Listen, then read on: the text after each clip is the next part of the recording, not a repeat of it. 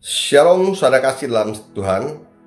Sekiranya damai sejahtera, sukacita Allah melingkupi setiap hati dan pikiran kita semua pagi hari ini. Sebelum sharing, marilah kita berdoa. Bapa Sorgawi, pagi ini kami butuh Roh Kudus menuntun setiap kami agar benih firman yang ditaburkan tertanam dalam setiap hati kami dan juga pikiran kami, dan bisa kami aplikasikan dalam setiap kehidupan kami sehingga menghasilkan buahnya pada musimnya 160-30 kali lipat. Segala siasat si jahat pagi ini yang hendak mencuri setiap kemuliaan menurut setiap kami patahkan kuasanya di dalam nama Tuhan Yesus. Kami berdoa dan mengucap syukur. Haleluya. Amin. Dan ada baiknya sebelum kita mendengarkan firman Tuhan, kita deklarasikan kabar baik. Inilah kabar baik. Saya diselamatkan oleh kasih karunia Allah, bukan oleh perbuatan saya. Saya dibenarkan, saya diubahkan, dan saya diberkati di dalam Dia. Sekarang saya tahu segala sesuatu yang terjadi dalam hidup saya untuk kebaikan, karena saya dipanggil sesuai dengan rencananya. Bersama kita hidup untuk kemuliaan Allah. People is our mission. Connect with God and make disciple. Greater destiny.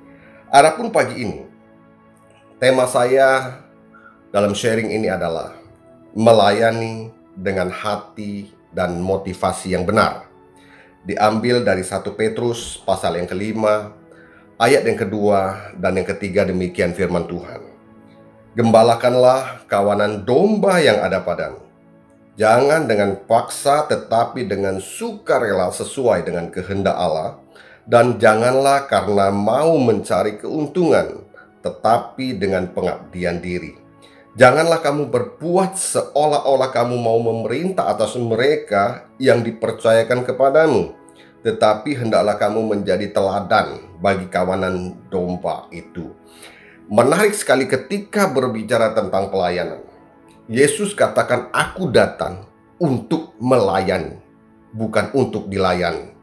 Kalau saudara baca dalam kitab Lukas pasal yang ke-22 ayat ke-27, Tuhan Yesus memberikan satu perumpamaan yang begitu luar biasa. Ia berkata, kalau ada orang yang duduk makan dengan pelayan, manakah yang lebih tinggi?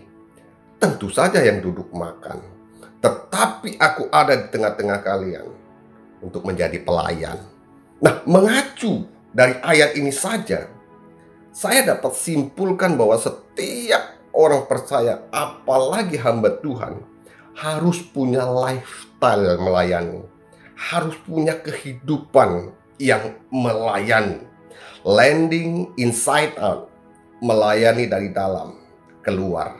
Nah, dari 1 Petrus pasal yang kelima, ayat yang kedua dan ketiga, saya juga menjumpai ada 3 ciri khas kalau orang melayani dengan hati dan motivasi yang benar. Yang pertama dikatakan, melayani itu dengan sukarela, bukan dengan yang namanya paksaan. Melayani dengan sukarela, itu namanya melayani dengan ketulusan, dengan keikhlasan. Nah, orientasinya itu pasti kehendak Allah, bukan paksaan. Kalau suatu pelayan dipaksakan, itu tidak pernah ada gunanya. Akan menghasilkan satu benturan, akan menghasilkan efek yang tidak baik. Saya berikan sebuah analogi begini. Kalau sebuah baut ukuran 8 mau dimasukkan ke mur ukuran 7, apa yang terjadi? Enggak keluar. Tapi coba dipaksakan, apa yang terjadi? Benturan. Nah, efek benturan apa? Kerusakan. Semakin dipaksakan, ya semakin rusak. Demikian juga pelayanan kalau dipaksakan, itu akan akibatkan benturan. Semakin dipaksakan, ya semakin rusak efeknya. Baik hamba Tuhan yang melayani atau domba-domba yang dilayani. Jadi melayani itu jangan ada paksaan, harus dengan sukarela. Ibaratkan dalam sebuah gereja, tidak perlu menunggu seorang gembala atau ibu gembala minta orang melayani. Tetapi ada baiknya dengan inisiatif sendiri orang datang kepada gembala atau gembala, berkata bahwa ia punya keahlian, mungkin WL, mungkin singer, apapun lah. Dan mereka katakan mereka datang dengan sukarela untuk melayani gereja. Bukankah itu indah? Saya percaya apapun pelayanan yang dilakukan dengan sukarela itu tidak pernah akan sia-sia. Tuhan tuh tidak pernah berhutang. Banyak sekali ayat-ayat yang tercatat bahwa kita melayani Tuhan itu ada upahnya. Bukan kita mencari upah, tapi firman Tuhan berkata demikian. Salah satu tertulis di dalam Kolose pasal 3 ayat yang ke-23 sampai dengan ke-24. Firman Tuhan berkata, apapun juga yang kamu perbuat, perbuatlah dengan segenap hatimu seperti untuk Tuhan, bukan untuk manusia. Kamu tahu bahwa dari Tuhanlah kamu menerima bagian yang ditentukan bagimu sebagai upah.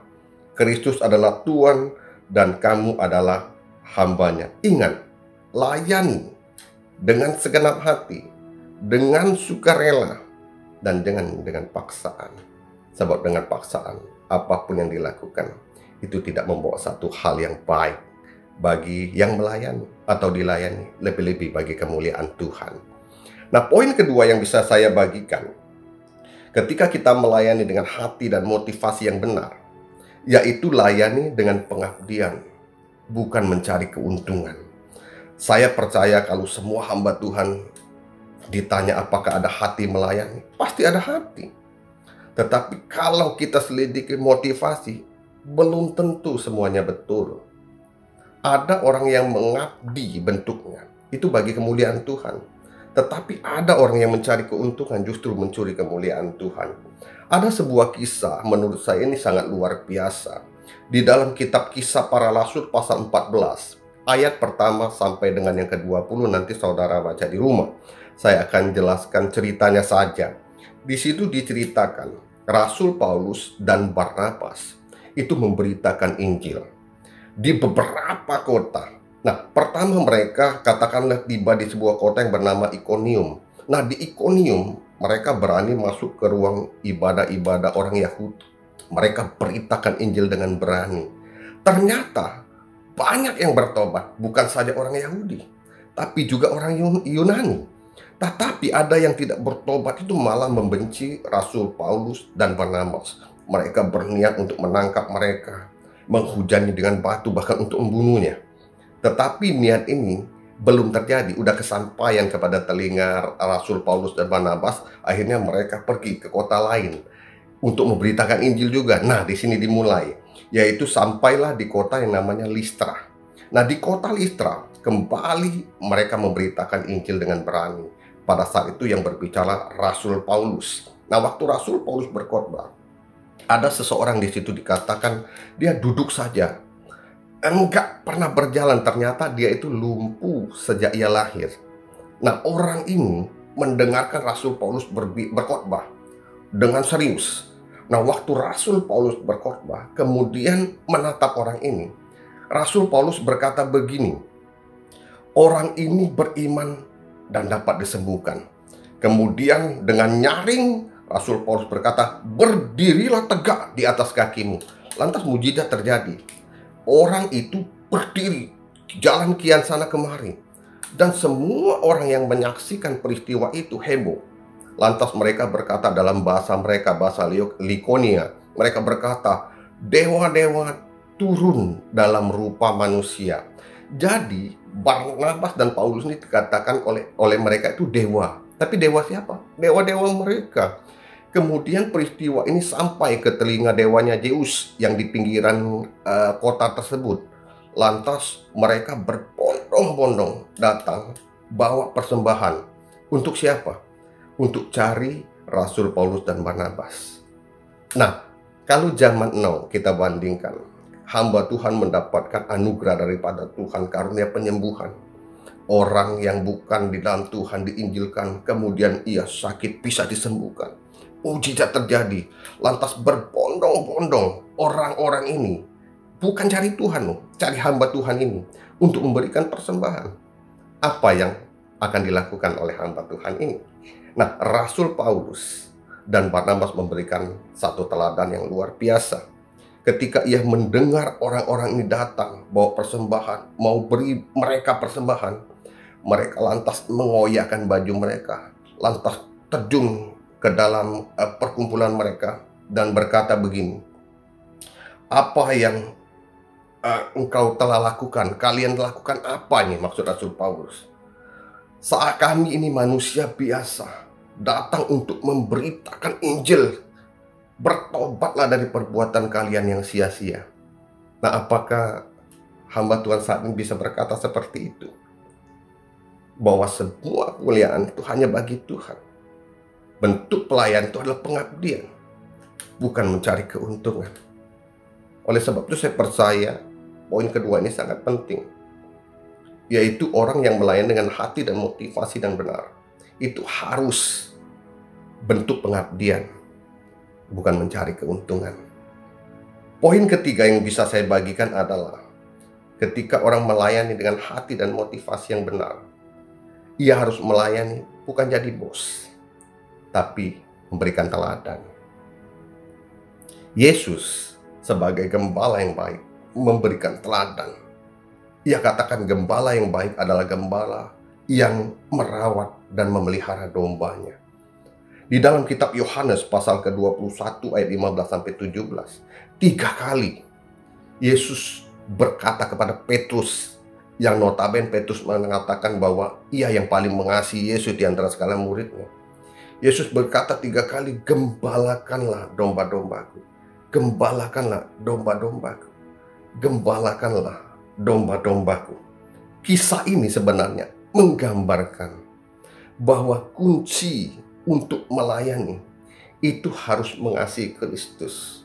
Kalau ada kasih Kristus dalam setiap kehidupan hamba Tuhan yang melayani, pasti ia mau meneladani Yesus. Pasti ia tidak akan bersifat semena-mena. Ia tidak akan bersifat seperti menjadi seorang bos. Lebih-lebih di tengah pandemi COVID-19 ini, hamba Tuhan itu menjadi sorotan oleh domba-domba. Domba-domba butuh naungan, domba-domba butuh nasihat, domba-domba butuh pertolongan, domba-domba butuh firman yang diberikan oleh gembala-gembalanya.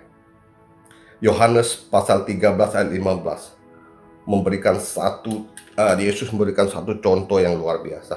Pada zaman dahulu, kalau ada tamu datang ke rumah, tuan rumah panggil budak atau hambanya untuk cuci kaki tamu itu. Itu maknanya apa? Itu maknanya satu penghormatan. Tapi Yesus yang sebagai guru, sebagai Tuhan, ia berikan satu teladan. Ia basuh kaki murid-muridnya. Ia jadikan dirinya seperti hamba. Di dalam kitab Yohanes pasal 13 ayat 15, sebab aku telah memberikan satu teladan kepada kamu, supaya kamu juga berbuat sama seperti yang telah kuperbuat kepadamu. Untuk menjadi hamba Tuhan yang memiliki hati dan motivasi yang benar, harus jadi teladan. Teladan seperti apa? Teladan seperti kehidupan Kristus ada dalam setiap hamba Tuhan, dan teladan hamba Tuhan itu diterapkan bagi domba-dombanya. Tetap Kristus menjadi kepala. Menurut saya 3 hal ini sangat penting. Oleh sebab itu, layani dengan sukarela bukan paksa, mengabdi bukan cari keuntungan, dan jadilah teladan bagi domba-domba Allah yang ada padamu. Semoga bermanfaat. Tuhan Yesus memberkati. Mari kita berdoa. Bapa Surgawi, firman sudah kami dengar. Kami percaya firman Allah adalah firman yang hidup. Kami bukan saja mau mendengar, tapi kami mau mengaplikasikan, sehingga setiap firman yang kami dengar menjadi setiap kekuatan bagi setiap kami, untuk semakin hari semakin dahsyat di dalam Engkau. Berkati setiap kami yang mendengar firman ini, berkati setiap hati dan pikiran kami, sehingga kami percaya firman yang kami dengar ini membawa kekuatan bagi setiap kami, dan sehingga kami dapat melakukan segala sesuatu bagi kemuliaan Kristus. Terima kasih Bapa. Di dalam nama Tuhan Yesus Kristus kami berdoa dan mengucap syukur. Haleluya. Amin. God bless you all.